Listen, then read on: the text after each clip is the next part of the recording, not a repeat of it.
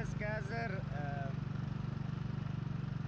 Matrix деген продакшнның рекламный ролигіне бара жатырмыз. Соның съемкасына, площадкасына.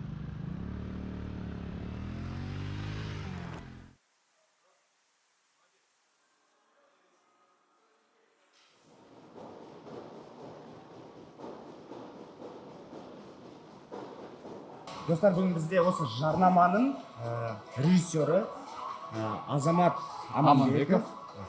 Бүгінгі бірінші сұрақ Аза саған. Вообще осы жарнаманың мақсаты неде? Концепциясы не? Вообще қандай мақсат бұда? Мысалға біз малый и средний бизнесқа, кіші және орта бизнесқа клиенттің тапсырысы бойынша бізде ол заявка келді. Осы жарнаманың мақсаты заявка емес. Осы жарнаманың мақсаты в основном имидж қой. Ол өз-өзін көрсету и не только былай көрсету үшін емес, қана и не фестивальдар бар ғой. Рекламный фестиваль, сояққа жіберу үшін. И чтобы не только локальный рынок емес, и зарубежный рынокты қарасын, көрсін деген сияқты осындай мақсат қой бізде. Привлечение. Сол привлечение, основной зарубежное привлечение ғой бізде.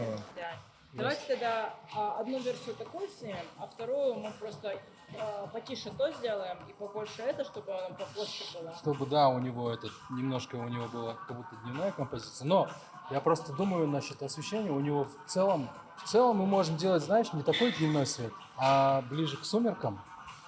Для графики, да. Ага. И я просто смотрю по свету, в целом даже для графики это нормально. Дополнительно, да, как сейчас. Жарнаманың концепциясы жайлы және де мақсаты не? Біз енді біріншіден спорт залды жарнамалап отырмыз.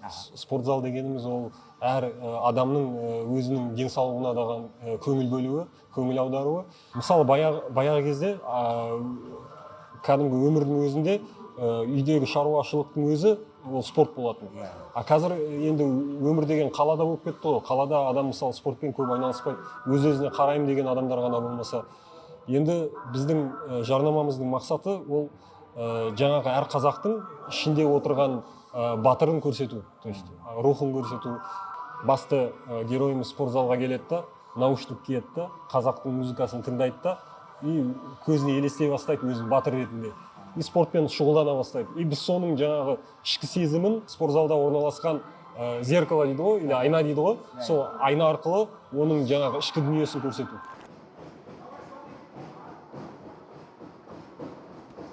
Локациялар мен актерларды қалай таңдайды?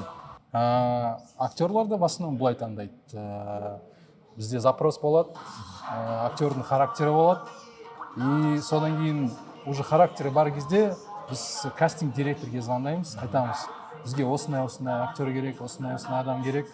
Кастинг директорінде өзінің базасы бар. И любой адам өз-өзінің рекламасында көргісі келсе, кастинг видео жасайды, фотосын жібереді, кастинг директорге жібереді да, кастинг директор өз базасына қояды. Сосын біз фотографияларын, видеоларын көреміз, қараймыз, о, мынау нормальный, мынау нормальный дейміз да, сосын звондаймыз, көрісеміз, сөйлесеміз.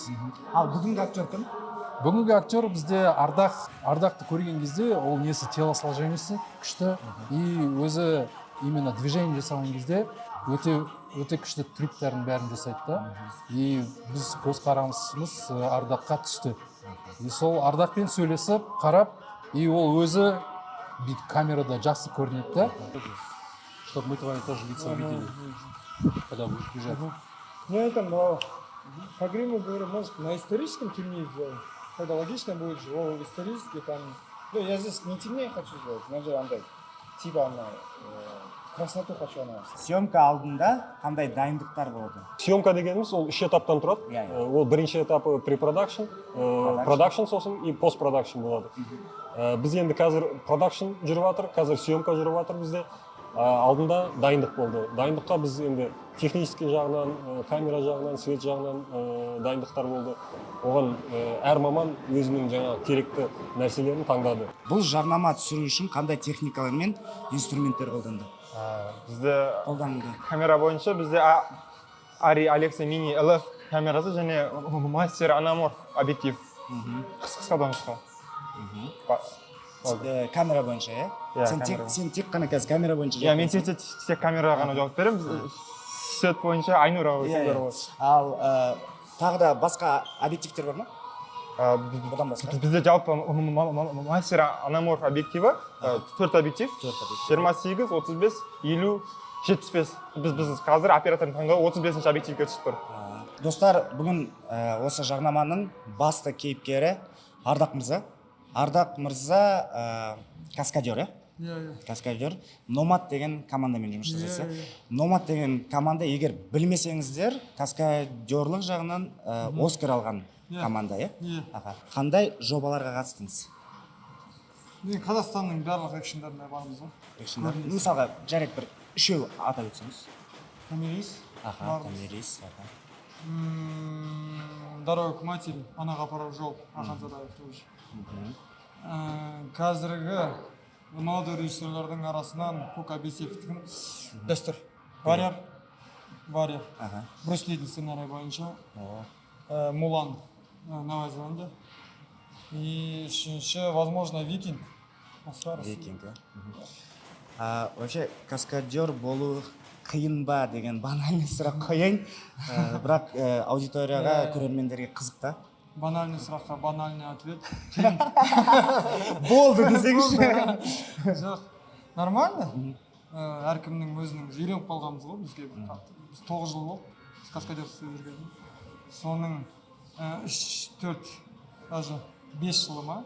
Каскадерство, чисто каскадерский жұмыс, падение, қылыштасу, атысу, төбелесу, құлау, өлу, тірілу.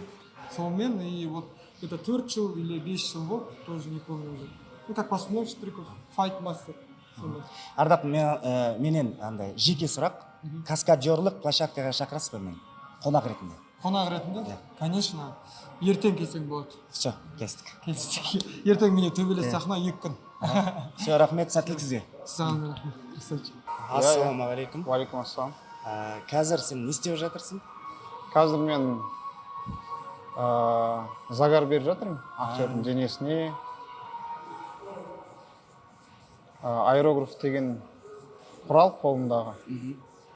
Спиртпен ғана сұйықталатын бояумен жасап жатырмын денесіне загарды. Жасанды загар болады, қазір? Иә, жасанды загар болады. Заманауи жаңағы сахнаны заманауи түрде түсіріп жатыр да. Ал жаңағы тарихи костюмді вообще қалай табады мысалы? Қайдан табады? Ол костюмерлер өздерінде сақтай ма? Бізде мысалы Қалай болады ол? Сол моменттер қызықта маған мысалы? Бізде мысалы Қазақфильмда база бар, ангар. Ол жерде жаңағы костюмер кісілер жұмыс істейді. Оларда бүкіл жаңағы исторический, бүкіл жаңағы костюмдер Қазақфильмдегі солардың базасы болады. Сіздер сол жерге барып, запрос беріп, соны таңдап, киіп көріп, договор жасап, арендаға ала аласыздар. Визуалды эффекттер қолданылады ма? Қандай техникалармен қолданылады олар? Иә, визуалды эффект бізде қолданылады. Біздің основной жұмысымыз Matrix Studio. Уже 30-дан астам кино жасадық, визуалдық эффекттерді. Енді өзінің продуктіне, конечно, 100% вложение жасаймыз да. И, допустим, мынау біз түсіріп жатқан кадрда отражениенің ар жағында бізде не тұрады, батыр болады. Бірақ ол, қандай техника дегенде, қазіргі заманда как раз искусственный интеллект бар ғой. Сол бізге өмірімізді кішкене жеңілдетеді. 30 шақты кинолар жасадық дедім. Жаңағы визуалды эффектермен. Оның ішінде мен білетін ол «Жаным, ты не поверишь». Одан тағы да 4 нені фильмді айтып жүрсің. «Брат или брак», бірінші, екінші часть. «Келінжан», «Ва-банк», «Вакцина против коррупции», Ернардың почти бәрі фильм, «Класстастар», «Я люблю тебя» деген проект, сосын «Батырлар», в общем, тағы басқа. И вот эту площадку использовать. Туда, да, снимать? В ту сторону. Ну туда, да. И вон там вот это все закрывают, она не сильно видна. То есть вот это вот убираем? Да, вот это все уберем. Просто он будет смотреть, как домашний. Трансфер? Получается, мы отсюда будем сюда снимать.